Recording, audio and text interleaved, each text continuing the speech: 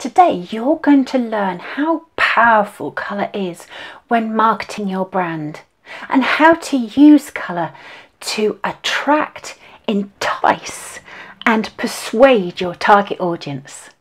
Last week I explained that there are some key elements to consider when creating a visual style for your brand, and font is one of them. If you missed the tutorial, don't worry, here's the link so you can catch up later.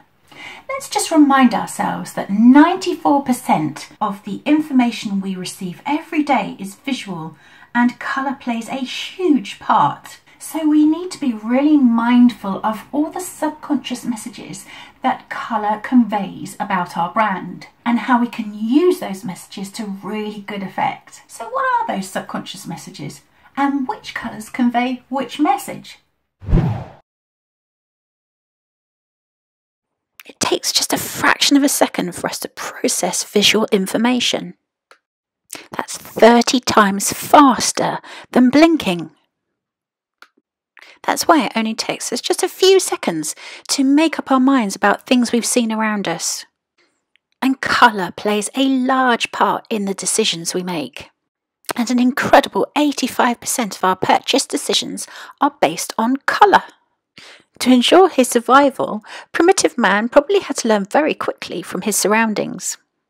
And colour almost certainly stimulated particular emotions, so he probably associated the red of blood with danger. Red is a powerful primary colour and is known to stimulate adrenaline and promote a sense of urgency. But red can also have positive connotations and can be shown to improve concentration levels and stimulate the appetite. Two brands that have used red to convey a sense of urgency and speed to great effect are Virgin Atlantic and fast food chain McDonald's. If you want to give your customers a feeling of confidence and well-being, use yellow as a brand colour. Yellow stimulates the feel-good chemical serotonin in our brains. So how do you feel about Snapchat?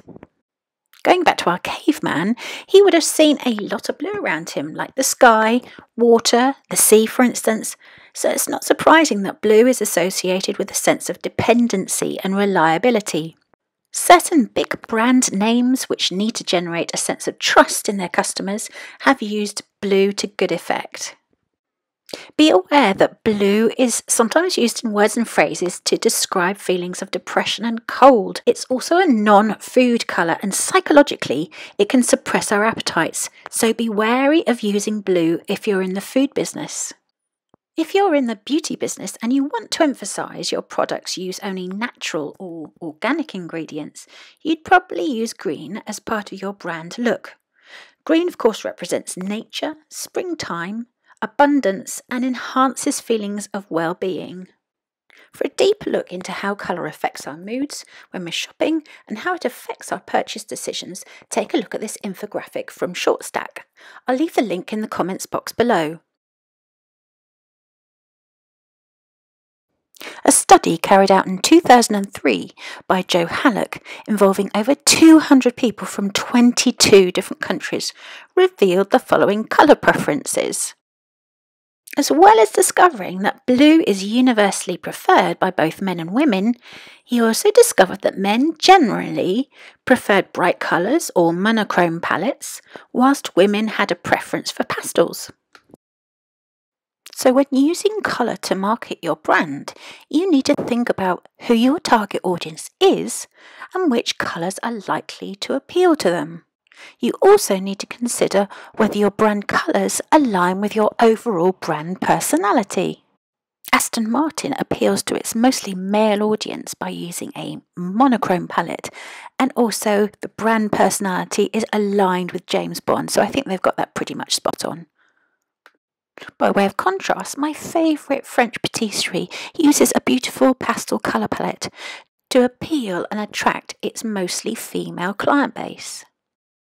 So to summarise, ask yourself, what psychological messages do my brand colours convey? Which colours are most attractive to my target audience? And are my chosen colours aligned with my overall brand personality? I've created some beautiful and completely customizable colour palettes, so I'll leave the link in the comments box below. So that's it for this week. I hope you enjoyed it. If so, please give it a like, share it with your friends and subscribe to my channel so you don't miss another tutorial. I'll catch up with you next week. Bye for now.